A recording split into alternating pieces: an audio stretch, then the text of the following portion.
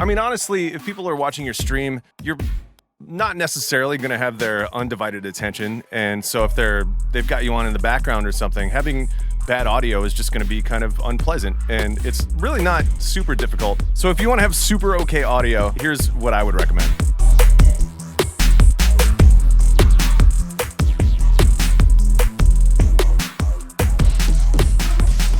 Hey, my name's Miles. I've been working in radio, producing audio and doing voiceovers professionally for since 2003, and right now I'm in my studio that I work in at Kiss FM, and the equipment in here is very expensive. But getting your audio to sound good doesn't have to cost a lot of money, and it's really not complicated. So let's get out of work, and I'll show you where I play games, how that audio is set up, and I'll show you my home studio. We'll start with the cheapest way to do it. Okay, so this is the bare minimum USB microphone situation. I got this on Amazon for 25 bucks. It comes with this tiny little mount that, like, it's so far away from my mouth right now. Like, the sweet spot for a microphone should be about a fist length away from your mouth. So, like, right here, and I would literally just have to hold it. It was cheap, and it's just plug and play. It's a USB microphone. You just plug it right into your computer, and there you go. So you can hear there's some line noise coming from this microphone, and so to fix that, we're gonna have to go into OBS filters and do some kind of noise canceling to get rid of that. But, you know, for a first microphone, you know, it's easy to use, and it's not great. It's okay. There are way better USB microphones than this one. A lot of people use the Blue Yeti. That one sounds really good. It's a super versatile microphone too. But the problem with a USB microphone is that you can't really monitor your microphone audio while you're speaking, because there's a certain amount of latency. You know, like when you hear it back, it's not going to be in real time. And here, let me turn it on so I can actually hear it. Okay. So now I can hear myself through my headphones, and there's just enough delay that it's really difficult to talk. You know, when you're first setting up, I gotta turn this off.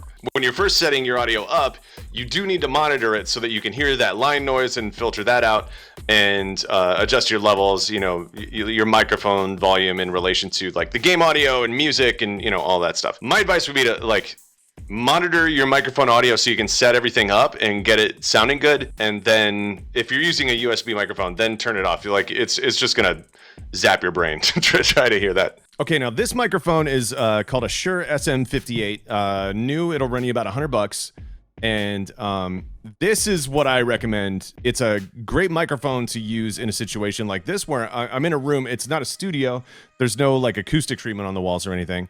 And so this microphone is going to be great for that environment because it's not going to pick up too much of the echoes off of the walls behind you and stuff like that, if that makes sense. Also, you can hear it doesn't have that line noise because of, like, the type of cable that it connects with. Another thing that you want to definitely use is a microphone sock like this one. So if you don't have a windsock on your microphone, when you say words that have P's in them or B's or sometimes even T's, that wind from your mouth will hit the diaphragm of the microphone and sound really bad. So you slip a windsock on here, and now you're not going to have the problems of popping your P's. You don't have to worry about that. So this is the microphone that I recommend you use. Okay, so this is a different microphone that also costs $100 new. I don't have a mount or a windsock ready for this one right now, but the difference is the Shure SM58 is a dynamic microphone. This Behringer B1 is a condenser microphone, and since it's a condenser, it picks up a lot more stuff, like, throughout the room, so you can hear, like, the echoes in the room a lot more. Since it's, you know, I don't have acoustic panels in this room. This is just like an office. But something I see a lot when people are using a condenser microphone like this is that they're not talking into the right part of the microphone. Like, if the microphone is shaped like this, you want to talk into the side that has the logo on it. So this is the front of the microphone here, and but what I end up seeing a lot is people talking into the top of the microphone like this because they think it's like a similar construction to this, but it's not a shotgun design, and you definitely don't want to be talking into the back of the microphone because it sounds weird. So you make sure it seems weird to have to say that, but make sure you're talking into the front of the microphone. Funny story. I actually recorded a performance with a superstar a long time ago, whose name I will not mention because I don't want to upset them, but I actually... What the hell was that sound? See, it picks up a lot, man. But I put the microphone on the stand backwards, and the performance sounded bad as a result. So always make sure you're speaking into the front of the microphone. Okay, now this is actually the microphone that I use when I'm streaming and when I'm recording voiceovers at home. This is a Neumann KMS 105. It's not cheap. It's not the best microphone in the world, but it's the best microphone that I was able to afford. I got it used. Like, look, you don't need a microphone like this for streaming. I just happen to have it for voiceovers, and so I figured I might as well use it for streaming. There's an obvious, difference in quality between the $100 microphone and this one. So maybe I'm just flexing right now. I don't know. So the microphones I've been showing you that aren't USB, they connect through an XLR cable. And if you're going to use an XLR cable, you're going to need an audio interface. And so this is an M-Box 2 Mini. They don't make these anymore, but you can get a similar interface for about $100. And you just plug that into the back here, and then that connects to your PC through a USB. I'm here with my co-host, Cooper. Hi, Cooper. Some common things that you run into with bad audio would be like a line noise, like a buzzing or a humming or something like that. And that's pretty easy. Like in OBS, you just fire up the noise suppression thing, adjust it to all the way off, and then just kind of incrementally go down until you can't hear the noise anymore. You don't want to overdo it with the noise suppression, just like the bare minimum noise suppression that you can get away with. If it's noise in the background, like your air conditioner running or, just whatever, like maybe the fans from your computer, maybe some kind of combination of the noise suppression and the noise gate, but you'll have to play around with it. It's all super specific to your own situation. Another thing that could be going on is distractions, like if your mom is yelling at you in the background or there's loud music or something like that. Maybe try to find a quieter part of the house, or if that's not possible, just do push to talk. That way it's just not constant in the background. Another thing you'll run into a lot is distortion. Like if your mic is too loud or your audio is too loud. Yeah, baby! Yes! It'll start to get distorted, and you'll run into that a lot, like if you're yelling, like if you get, hyped about a win or super upset about a loss and you want to flip a table. If you're gonna yell, just back off the microphone a little bit so it's not overloading everything. I'm not gonna yell right now because I don't want to hurt Cooper's ears, but again, wear headphones and monitor your audio, and that'll make it, you'll know right away where you need to be. Honestly, something I see a lot with people is not being in the sweet spot of their microphone, like talking into the wrong side of the microphone or having the microphone like way up here, like super far away. Ideally for like conversational speech, you should have the microphone about a fist length away from your mouth. Sometimes you'll run into a creature from the caverns. It sounds like they're broadcasting from a bathroom or a cave or something. And again, a lot of times that's just being too far away from the microphone or just being in a room that doesn't have furniture or anything on the walls. Just fill up the room with stuff and it'll be less echoey.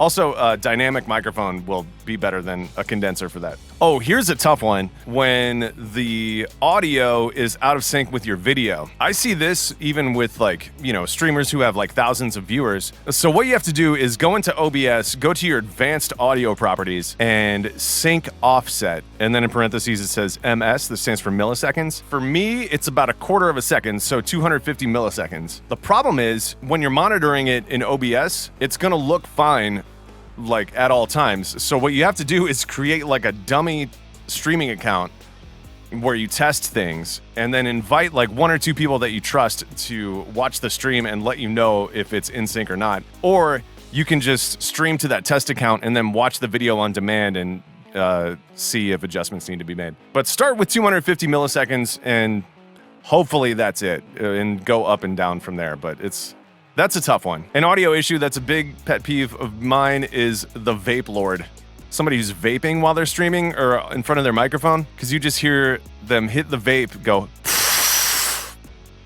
and then the voice gets really deep while they're blowing out a vape cloud. Yeah, so the solution to that is stop vaping. And he's back.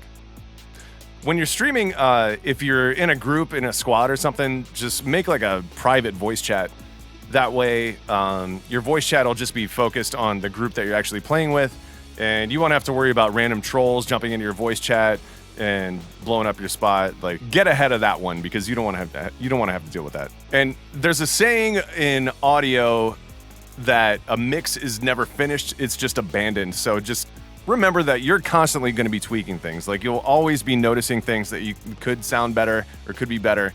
It's going to be something that you tweak periodically from time to time, all the time, forever. And the best piece of advice I can give is that this is a hobby, like, don't spend a ton of money on this. You don't need expensive equipment. If you get to the point where you're starting to make money off of your stream or off of your YouTube videos or whatever, off of your podcast, then you can start reinvesting that into your product. But, just be grateful for the people who can appreciate the content that you're creating, regardless of the equipment that you're using. And it'll grow from there. But I just think it's awesome that it's so accessible for so many people now. Like, if you have some cool idea, it's a lot easier for you to bring your imagination to life than it would have been 20 years ago. Billie Eilish had a #1 album that she recorded in a bedroom, Like, that's awesome. So this is a gaming series, and I don't want to leave you without some cool gaming footage. So check out my most recent win in Blackout Alcatraz. It was a full squad win, which was great. I don't know that we've had a full squad win with everybody up. Like, that was dope.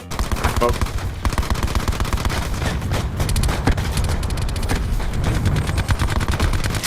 Got one. The other one's on me. I tried to hit him with the hammer. Missed him.